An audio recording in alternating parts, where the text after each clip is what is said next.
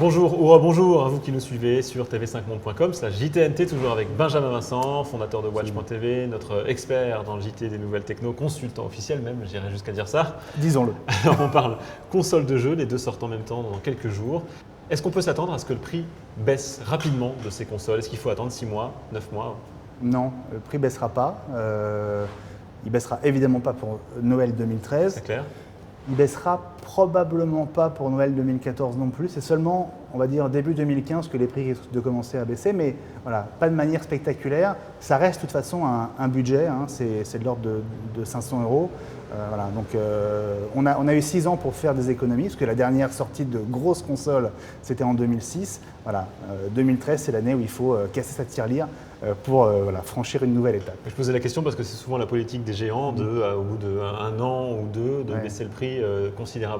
Oui, mais non, pas pour les consoles. Pas tout de suite. En tout cas, non, clairement pas. Et on le disait, hein, le deuxième Noël est souvent plus important que le premier pour les consoles, parce que le premier, voilà, les consoles sortent à un mois de Noël, tout le monde met les bouchées doubles pour qu'il y ait au moins une quinzaine de jeux dans les rayons.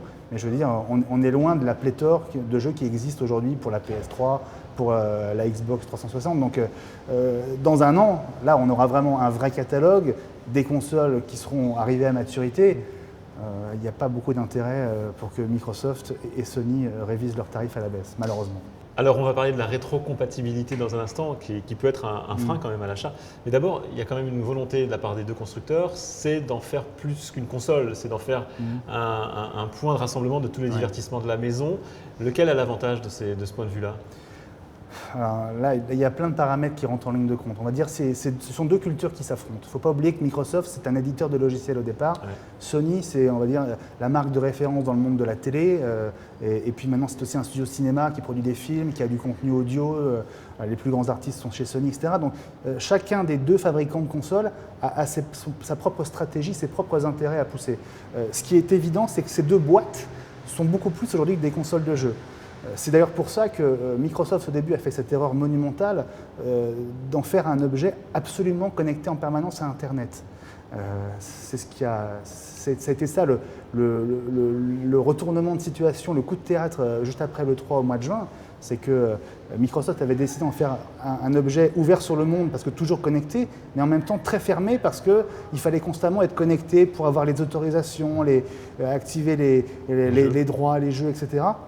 Et les joueurs ont eu l'impression de se sentir piégés, enfermés par une stratégie vraiment qui les fliquait, hein, pour être clair. Donc Sony avait sa conférence le lendemain, ils ont annoncé exactement le contre-pied de tout ce qu'avait dit Microsoft la veille, et résultat, une semaine plus tard, Microsoft a annoncé qu'il revenait en arrière sur plein de ces points, et donc le positionnement et même le fonctionnement même de la Xbox a été modifié, et aujourd'hui la console qui sort, bah oui, il faut se connecter une fois à Internet pour l'activer comme un téléphone mobile le premier jour, mais après on peut jouer à partir du moment où on a les jeux avec soi. Il y a aussi un autre problème qui est celui de l'abonnement. Maintenant, les deux géants nous obligent plus ou moins à prendre un abonnement mensuel pour pouvoir avoir toutes les fonctions de ces deux consoles. Oui, on va dire que le jeu vidéo pour Sony et Microsoft, c'est une économie qui ne se résume pas à la simple vente de la console.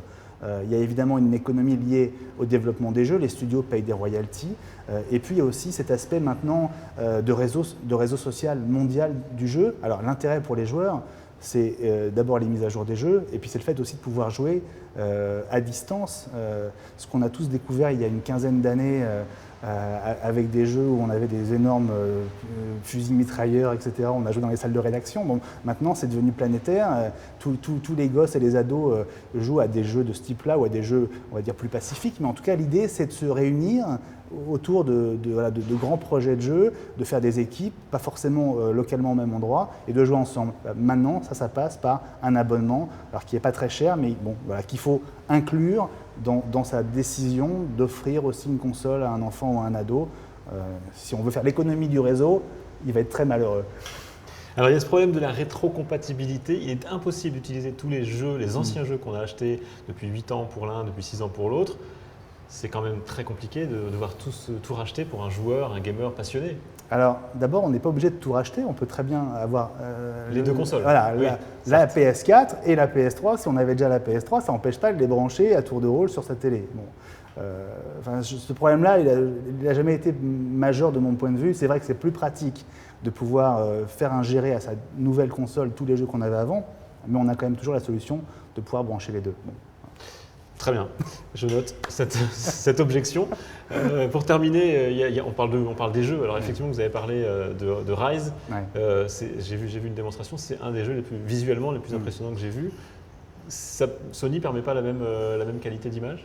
Ah si, alors, graphiquement et en termes de puissance, vraiment les deux consoles, si on les ouvre et qu'on regarde les composants, c'est pas les mêmes. Mais le résultat à l'écran, franchement, il faut vraiment être un super expert ou faire des tests en laboratoire pour détecter une différence. Le joueur prendra autant de plaisir avec la Xbox One et la PS4. Ce qui va changer, c'est effectivement les jeux exclusifs.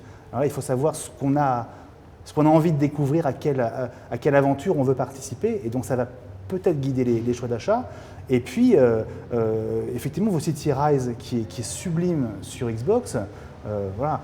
C'est pas exclusif à la PS4, mais le nouvel Assassin's Creed Black Flag, il y a j'ai joué à des scènes où on est en mer sur un vieux galion, une sorte de brume, on se croirait un peu dans le triangle des Bermudes, les effets de brouillard, etc. sont absolument extraordinaires. Et la mer sur laquelle on flotte, c'est un jeu vidéo, mais on se croirait vraiment sur l'océan. Donc du point de vue graphique, les jeux sont vraiment arrivés à la qualité du cinéma, je trouve.